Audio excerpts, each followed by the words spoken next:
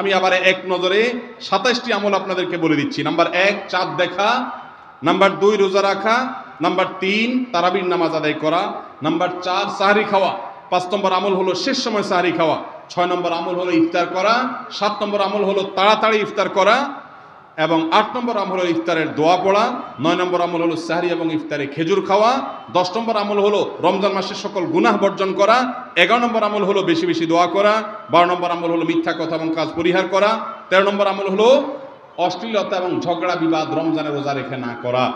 14 নম্বর আমল হলো ভালো কাজের পরিমাণ এই মাসে বাড়ায় দেওয়া, 15 নম্বর আমল হলো বেশি বেশি আল্লাহর কাছে ক্ষমা চাওয়া, কারণ এই মাসে আল্লাহ বেশি ক্ষমা করেন মানুষকে, 16 নম্বর আমল হলো অন্য রোজাদারকে ইফতার করানো, তাদের বাসায় ইফতার পাঠানো,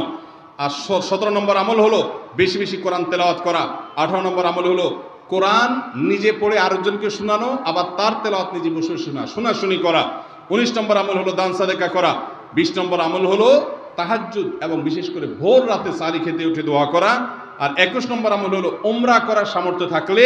22 নম্বর আমল হলো ইতিকাফ করা শেষ দশকে, 23 নম্বর আমল হলো শেষ দশকের বেজর রাতে শেষ দশকের প্রত্যেকটা রাতে ইবাদতের পরিমাণ বাড়িয়ে দেওয়া এবং বিশেষভাবে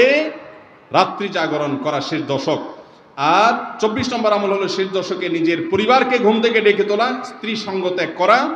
25 নম্বর আমল হলো লাইলাতুল কদর অনুসন্ধান করা, 26 নম্বর আমল হলো লাইলাতুল কদর বিশেষ দোয়া পাঠ করা, আর 27 নম্বর আমল হলো